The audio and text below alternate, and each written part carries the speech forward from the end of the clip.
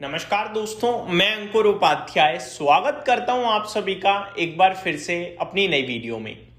दोस्तों, इंडेक्स पे तो मतलब बेहतरीन कहूंगा मैं, शानदार वाली रिकवरी आ गई है। अब पोर्टफोलियो तक कितनी रिकवरी पहुंची वो नहीं कह सकता। मैं आप सभी के साथ सबसे पहले निफ्टी की बात करूं तो करंटली 270 पॉइंट्स डाउन है, परसेंटेज टर्म्स में 1%। और पता है रिकवर कितना हुआ है? नीचे से 300 पॉइंट ऊपर खड़ा है भाई साहब, और 270 नीचे है। यानी जितना गिरा है उससे ज्यादा रिकवर हो चुका है आज। ब्रॉडर मार्केट की बात करें तो स्मॉल कैप मिड कैप दोनों 0.25% नीचे हैं, ये 2.5% नीचे थे। तो लगभग 0.91% के समथिंग यहां भी रिकवरी आ गई है आपके लिए।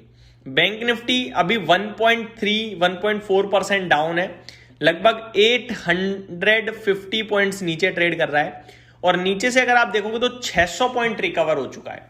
तो भाई साहब रिकवरी तो एट द एंड बहुत ही शानदार आते हुए दिख रही है।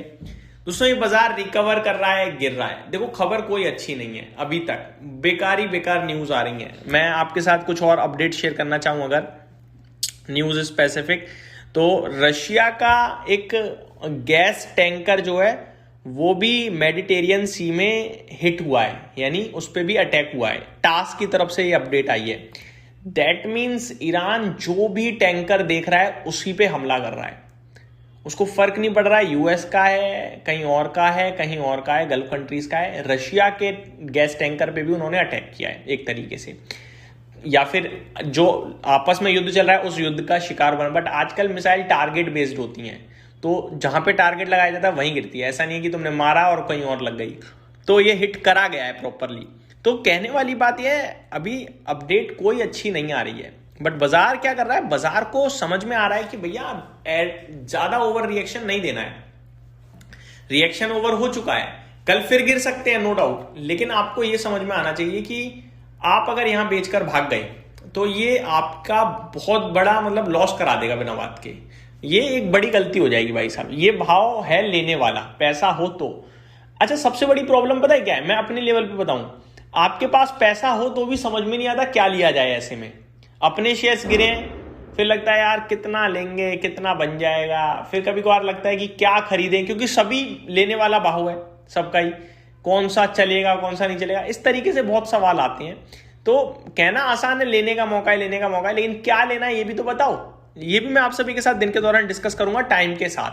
तो ओवरऑल मार्केट में देखो अपॉर्चुनिटी बहुत क्रिएट हो रही है, लेकिन हो सकता है बाजार उछल जाए, वो बाद में उछले। यहां मिसमैच हो सकता है, इंस्टेंटली वो ऊपर आएगा नहीं आएगा ये कह नहीं सकते। लेकिन हाँ, बहुत सारे शेयर इस समय बहुत अच्छे भाव पे आ गए हैं, क्योंकि गिरे तो सभी हैं। आगे बढ़े दोस्तों, रिकवरी बहुत ही शार्प आई है मार्केट में, ये बहुत अच्छी बात है। क्षेत्र स्पेसिफिक आईटी आज हरे निशान में था, 0.5%, बाकी सब नीचे था। मेटल इंडेक्स सबसे ज्यादा नीचे था, 3.5%। बाकी देखा जाए रिकवरी सब में ही दिखी हमें, थोड़ी। पीएसयू बैंक्स भी 3% नीचे थे, बाकी सब लाल निशान में ही था। आज चीनी शेयरों में अच्छी तेजी दिखी है, चाहे वो बलरामपुर चीनी हो या बाकी चीनी स्टॉक्स हो, छोटे छोटे सब में ही अच्छी तेजी थी। चाहे पौनी शुगर हो, चाहे उगर शुगर हो, बढ़िया स्टॉक्स चले आज ये। बलरामपुर चीनी 7.5% ऊपर है। अब न्यूज बेस्ड तो मेरे को नहीं समझ में आ रहा है एक्शन है या कुछ और एक्शन है, बट आज ये ऊपर जरूर थे। पॉलीमेडिक्योर, चेन्नई पेट्रो, सेगलिटी, इक्लक्स, तेजस नेटवर्क्स, जेनटेक, ये कुछ स्टॉक्स हैं जिनमें आज आपको तेजी देखने को मिली है। गिरावट तो पूरे बाजार में ही थी। बाकी Petronet, LNG, MGL, Aegis Vopak, JK tyre, force motor, SAIL, Tata steel, city union bank, GAIL, network technologies, ये कुछ स्टॉक्स जो टॉप लूजर थे आज के सेशन में। आगे बात करें दोस्तों निफ्टी की, तो निफ्टी में 6 स्टॉक्स पॉजिटिव थे। कोल इंडिया, भारतीय एयरटेल, इन्फोसिस, टेक महिंद्रा, सनफार्मा, डॉक्टर रेड्डी। बाकी आपके लिए 44 शेयर्स नेगेटिव थे। टॉप लूजर टाटा स्टील और टाटा मोटर पैसेंजर व्हीकल्स था। फिर एसबीआई लाइफ, एल&टी, जेएसडब्ल्यू स्टील, श्रीराम फाइनेंस और बजाज फाइनेंस देखने को मिले आपको। आगे मैं आप सभी के साथ ग्लोबल मार्केट्स और कमोडिटी मार्केट शेयर करना चाहूंगा। ग्लोबल मार्केट शेयर करना थोड़ा ज्यादा इंपॉर्टेंट है, क्योंकि बीते 2 दिनों से क्या देख रहा हूं मैं, अमेरिका के डाउ फ्यूचर 500-600 पॉइंट नीचे और रिकवर हो जाते हैं। कल तो 1100-1200 पॉइंट टूटे अमेरिका में Dow Jones. At the end 400-500 point ऊपर नीचे बंद हुए हैं। तो रिकवरी बहुत ही शार्प चल रही है।